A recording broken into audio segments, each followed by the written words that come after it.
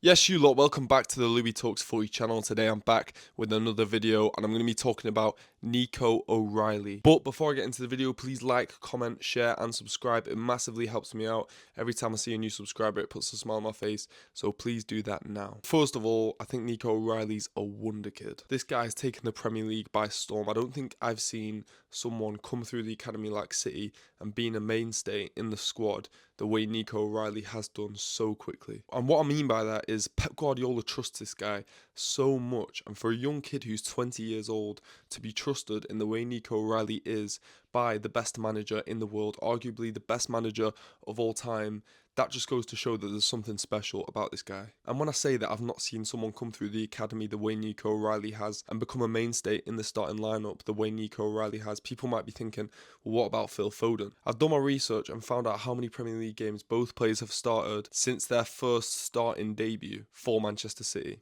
And I'm doing this 327 days from Phil Foden's debut because I'm recording this 327 days from Nico O'Reilly's debut. Foden only registered 3 Premier League starting appearances in the first 327 days since his first starting debut. Whereas Nico O'Reilly has registered 20 Premier League starts already since his first debut in April 2025. So that just goes to show how trusted he is by Pep Guardiola and how much of a key role he plays in Manchester City. Especially this season, we've seen how vital he has been to this Pep Guardiola team in this system. We'll look back at his earlier career. He joined Manchester City when he's 8 years old. He was born and raised in Manchester, played for local sides before he came into the City Academy and got his first professional contract in 2022. He captained the England under-18s team and now he's 20 years old and he's starting week in, week out for Manchester City on the biggest stages, in Premier League title races, in soon-to-be Champions League knockout stages, in Carabao Cup finals, in FA Cup knockout stages. Nico O'Reilly is doing the lot and he's such a key part in all of it. I think he's mature beyond his years and the way he plays football shows that. He plays football with a professionalism, a confidence, but also a calmness, as though the pressure doesn't faze him. It's also like he's one step ahead of everybody else around him at all times. If you try and think now at times where Nico O'Reilly gets the ball robbed off him, you can't really think of many because Nico O'Reilly is one of those players where he's constantly scanning, he's constantly looking at where his opposition is around him, and that's why he always manages to get out of tight spaces, or at some point he looks like he's about to lose the ball and manages to lay it off quickly and gets out of trouble. And that's a very rare skill to have. Not many players have that footballing IQ that Nico O'Reilly has, especially at this age. He plays like an experienced guy, like he's 29 and been in the team for years. I look at Nico O'Reilly on the pitch and I look at him as a leader, like I say, a senior member of the squad. He looks like someone that younger players would look up to, and he can put an arm around them and help them out and tell them where they're going wrong. And like I say, he captained the England under-18s. I don't see why Nico O'Reilly couldn't go on to captain Manchester City, or dare I say England in the future. Because this kid 100% has a bright future ahead of him for Manchester City and for England as well. I think Thomas Tuchel will be watching Nico O'Reilly week in, week out, and he will know how good this guy is, and he will 100% be going to the World Cup this summer. Whether he starts or not is a different question. I think he'd be starting a left back if he is. There's competition from the likes of Lewis Hall from Newcastle, but I think Nico O'Reilly put up a damn good fight for that position. And like I say, the maturity and the professionalism, the way he goes about his business, it just can't really be looked past for me. And when you're in a team like Manchester City, where you've got Erling Haaland, you've got Bernardo Silva, you've got Ruben Diaz, you've got Rodri, and he still stands out the way he does, that's just a ringing endorsement for the player that he is. He's got all those leaders around him, all those legends around him, and he still stands out. He's still a bright, shining star in that team. He's a gem. And he doesn't have to do the glamorous work. He doesn't have to score the goals. He doesn't have to get the assists. He can also do the dirty work, and he'll do a damn good job. And yeah, he might not have all the eyes on him, and yeah, he might not be making the headlines in the papers, and he does do that quite often, don't get me wrong, but he doesn't have to do that because he does every other part of the game so well as well. If we just have a look at this Nico O'Reilly heat map, this was in his game against Fulham where he's playing as a left-sided number 8. Obviously, the main heat is in the central midfielder position where he started, but we can also see that this guy drops back, he comes forward, he even drifting out onto the right at times, drifting out into like right centre-back kind of position at times, and he's also playing as a high-flying left winger at times. So we can see that he's so versatile, and he can do a job all over the pitch. Like I say, he started off at left-back for Manchester City, and Pep Guardiola likes to do that with players. You know, Josko Gvardiol is a centre-back, he started off at left-back. Nico O'Reilly's a midfielder, he started off at left back for Manchester City. João Cancelo's a right back, he started off at left back for Manchester City. Nathan Ake's a centre back, he played left back in the Champions League final for Manchester City. John Stones is a centre back, he moves into the midfield for Manchester City. So Pep Guardiola does like to do that a lot, and I feel like with that left back position, Nico O'Reilly might have been put there for a bit of protection. You know, it might be a slightly easier position for him to play. He's not as exposed. He doesn't have as many eyes on him in the midfield. He doesn't have as much work to do at left back than he would do in midfield. So we've seen Nico O'Reilly playing a lot there this season, and he's done so well at left back. Like, genuinely, you wouldn't be able to tell that he wasn't a left back. You wouldn't be able to tell that he's not been playing in the Premier League for 10 years because he just went about his business so well. No one ever got past him. He rarely made mistakes. And now Ryan Aït-Nouri's come into that left back position. You're thinking, well, this might be it for Nico now. Maybe he's going to start getting benched, but no, straight into the midfield, and it's so seamless. It's so seamless in the transition. It's scary. The way he goes from left back to midfield and still performs at such a high level as though nothing's changed. And I know that's his natural position, but to go from left back to midfield in a Manchester City side at the top of the Premier League is crazy.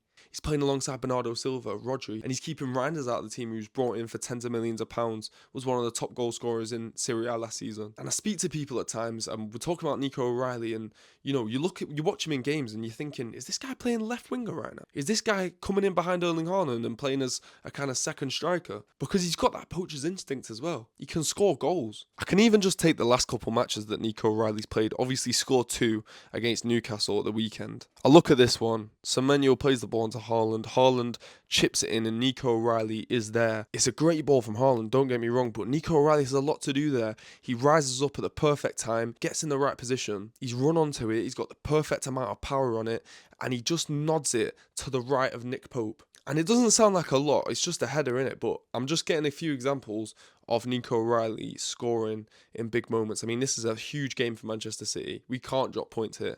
And Nico O'Reilly does us a massive favour there, getting us the second goal to go ahead. He already grabbed the first one, which I'll look at in a second, but he grabs the second goal to take us ahead of Newcastle after they just scored the equaliser. And the nous and know-how to know that Nick Pope is going to shift over to his near post and then to just nod it straight back across the goal.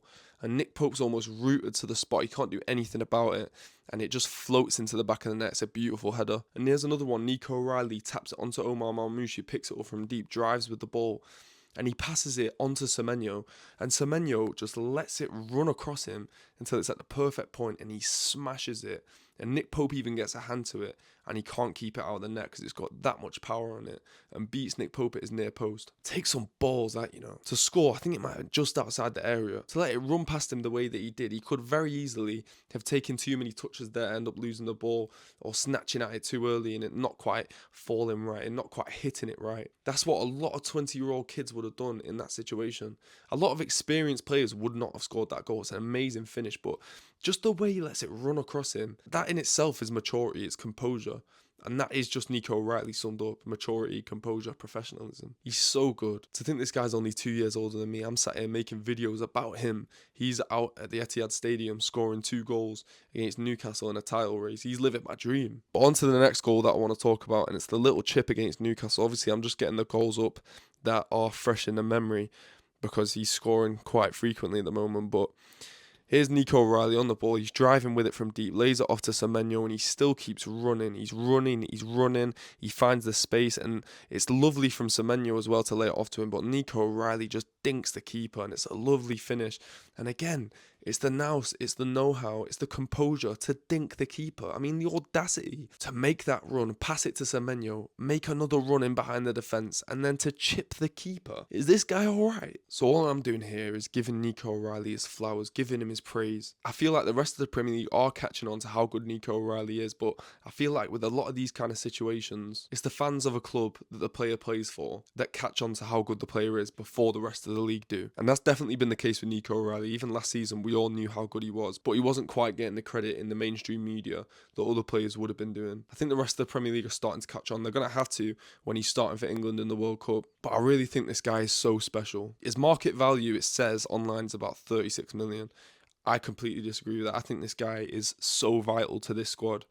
I think he's one of the most important players for Manchester City this season. I think if he gets injured and is out for a long time, I think that's so detrimental for Manchester City's hopes at a Premier League title this season. I would actually go as far to say that if Nico O'Reilly got injured and he couldn't play for the rest of the season, that might be City done, because he is a massive part of this team. Massive part. I don't think it's the same when Nico O'Reilly's not in it. So I think this guy's value could be upwards of 100 million, maybe about 100 million. Maybe I'm gassing him a bit too much there. I don't know. Please let me know your thoughts in the comment section down below. Am I gassing him too much? Or is this guy genuinely the next wonder kid? Is he the bee's knees? Is he the business like I'm saying he is? I can't wait to hear your thoughts in the comment section down below. I'm going to be replying to all your comments, so get them in as soon as possible. Please like, comment, share and subscribe, and I'll see you lot in a bit.